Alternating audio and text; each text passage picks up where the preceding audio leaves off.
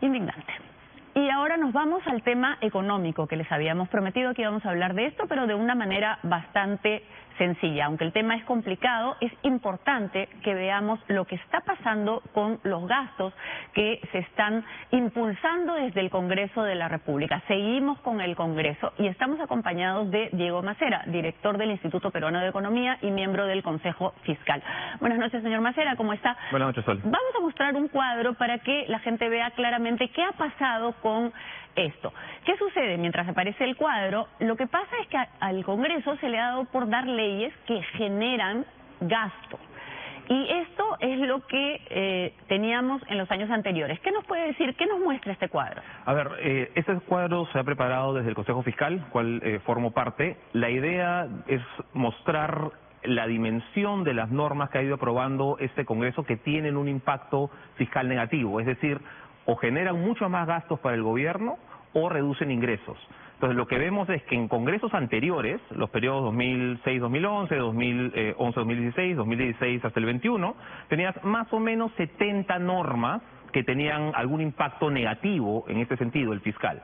Que generaban más gasto de lo que se debe. Que generan más gasto o reducen ingresos. O reducen el Cualquiera ingreso. de las dos, ¿no? ¿Y este Congreso cuántas leyes de esas y nos de ha dado? 70 que tenían congresos anteriores, este ya está por encima de las 220, llegando a las 230 hasta el último corte que hicimos en el 18 de octubre. Entonces, tres veces más. 3 veces más que o la suma de los 3 gobiernos anteriores. O la suma de los... Perdón, y no solamente son muchas más leyes, 3 veces más, sino que son individualmente, son también mucho más caras.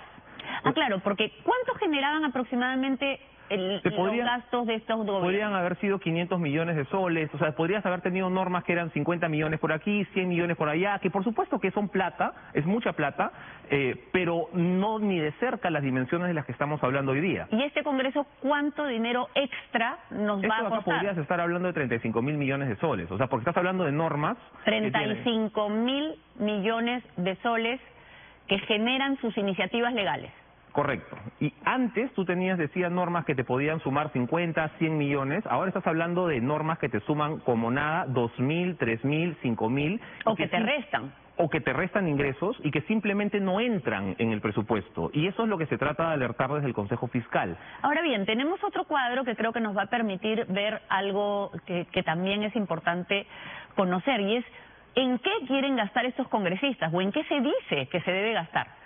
Incremento de pensión para profesores jubilados, nombramiento de profesores, homologación de trabajadores CAS con otros, gratificación y CTS para trabajadores CAS.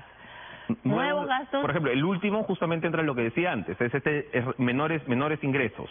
Ya, claro, más gastos deducibles del impuesto a la renta. Pero hay dos niveles del análisis. En un primer nivel hicimos qué normas ya aprobó el Congreso, ya son leyes, que era lo que veíamos en la anterior. Sí. En este nivel lo que estamos viendo es, oye, no es solamente lo que ya aprobó, es además vienen unas 350 más, que son las que estamos viendo aquí. Esto es... Además de las 229... Además de las 200 que ya hay unas 352, si no me equivoco, adicionales que están debatiéndose, que ya tienen un dictamen favorable, que han sido de repente algunas observadas ya por el Ejecutivo, por ejemplo es el caso de la primera, pero que tienes un costo extra. Entonces no es solamente que ya aprobaste, es que estás debatiendo 300 más. Ya, 300 más que significan 5.600 millones más, 4.500 millones más. No, por eso, no son montos pequeños, son montos que eventualmente hacen que la deuda, y que es lo que vamos a ver después, se vaya a niveles que son absolutamente insostenibles. Vamos con el segundo cuadro y después hacemos el comentario final con este. El segundo cuadro de en qué quieren gastar los congresistas. Quieren incrementar la remuneración de docentes universitarios y esto costaría 1.917 millones más. Incrementar la renta de aduanas, nombrar a los trabajadores del sector salud CAS COVID, extender el arrastre de pérdidas, y esto es una cosa que quita dinero, e incorporar a CAS al INPE. Ahora, sí, hay un punto importante, desde el Consejo Fiscal no es que se esté en contra de subir remuneraciones o en contra de tener infraestructura, todos queremos, creo, mejor sueldo para los docentes, para los policías, etcétera. Lo que estamos diciendo es, oye, no se puede hacer todo a la vez.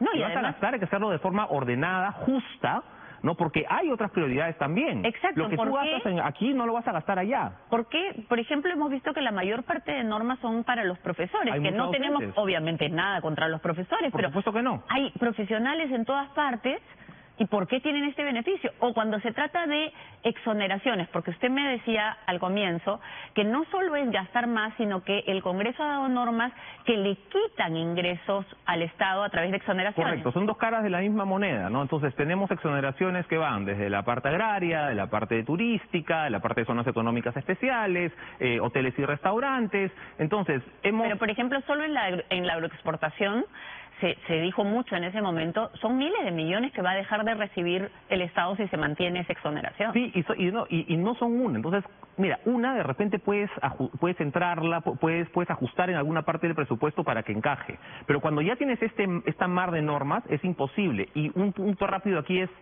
no es solamente que voy a gastar este año, es que estamos comprometiendo los gastos y los ingresos por los siguientes 5, 10, 15 años. Porque muchas de estas normas... Una vez que tú ya das el beneficio, no lo puedes quitar. Exacto, y algunos incluso quieren que sea indexado, ¿no? Porque se iría subiendo conforme... Correcto, entonces son normas que tú las das hoy día, tú no ves el costo hoy día, ¿no? Esto, mira, de repente es el próximo año, de repente será para el subsiguiente, entonces parece que no parecen inocentes, pero eventualmente te generan una situación de insostenibilidad fiscal. Tenemos otro cuadro que quizá nos pueda ayudar a entender a qué se refiere con esto de que no es sostenible en el tiempo.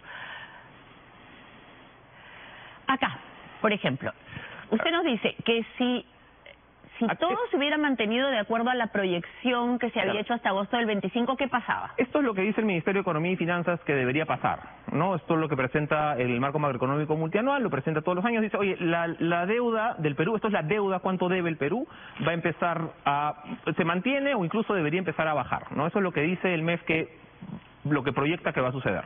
Sin embargo, con las leyes que ya ha implementado el Congreso... Con las que ya se aprobaron, esta es la trayectoria. Entonces ya te empiezas a salir de un marco medianamente razonable y esto es con lo que ya aprobaste, esto es casi aritmético. Ahora dice, ese 47 final sería 47% del PBI y después vamos a... Esta cifra sí es aterradora. ¿Qué cosa es esto de llegar al 70% Entonces, del PBI? Para ordenarnos, el primero es lo que dice el MEF que va a pasar. El segundo, la línea negra, es lo que ya se aprobó. Y lo que está pasando, entonces.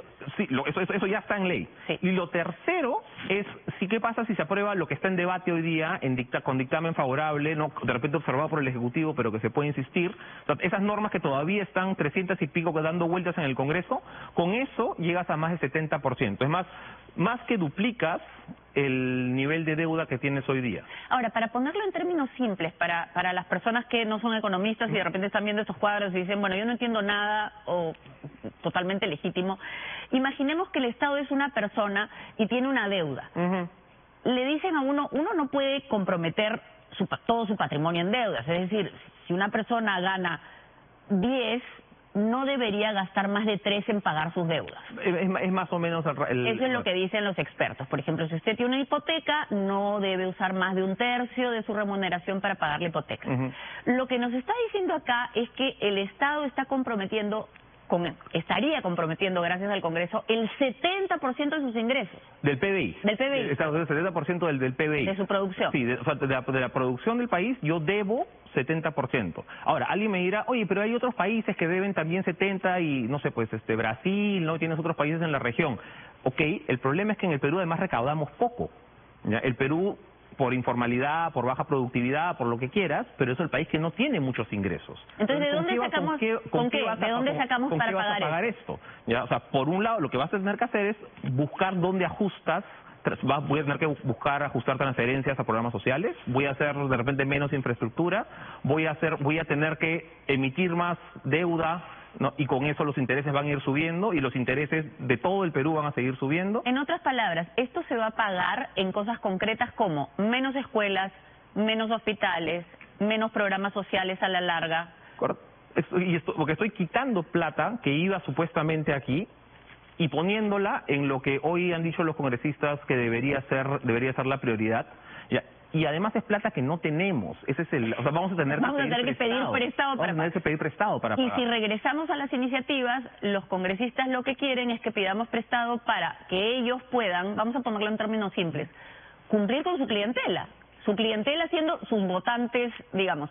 Ellos lo que quieren es beneficiar a un grupo para que ese grupo vote por ellos, ¿verdad? Y aquí, perdóname, solo hay responsabilidad no solamente del Congreso, ¿ah? Acá también hay responsabilidad del Ejecutivo y hay responsabilidad del Tribunal Constitucional. Queríamos justamente terminar con eso, porque el presidente dio a entender que el Congreso ve las leyes y que él no tiene nada que ver, pero no, hay un papel del Ejecutivo. Por supuesto, a ver, el Ejecutivo tiene diferentes momentos donde puede tener incidencia. Uno de ellos es cuando se está debatiendo la ley en el Congreso, en los espacios de las comisiones, del Pleno, ahí el Ejecutivo puede tener alguna presencia. No puede decidir qué ley se aprueba o no se aprueba, pero puede tener presencia.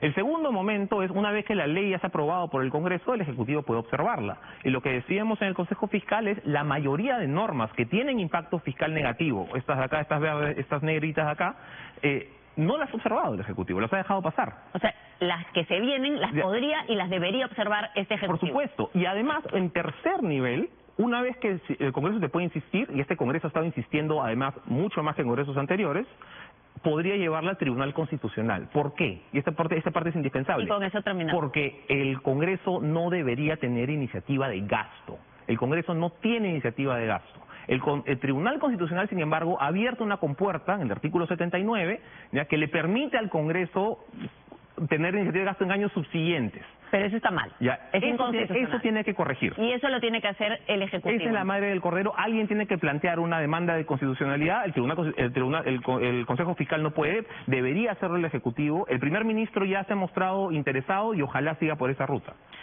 Gracias entonces, señor Diego Macera, por explicarnos esto. Es un tema complicado, pero nos interesaba que usted lo conociera porque tenemos que tener claro que no nos debemos dejar engañar por las iniciativas populistas y que el Ejecutivo sí tiene algo que hacer. Así que con eso terminamos este tema. Muchas gracias por habernoslo explicado. ¿Y nos vamos a otro reportaje? No, nos vamos a una pausa y regresamos con más. Uno de los casos más sonados y polémicos durante años se vino abajo. Una sentencia del Tribunal Constitucional ha puesto fin al caso Cócteles.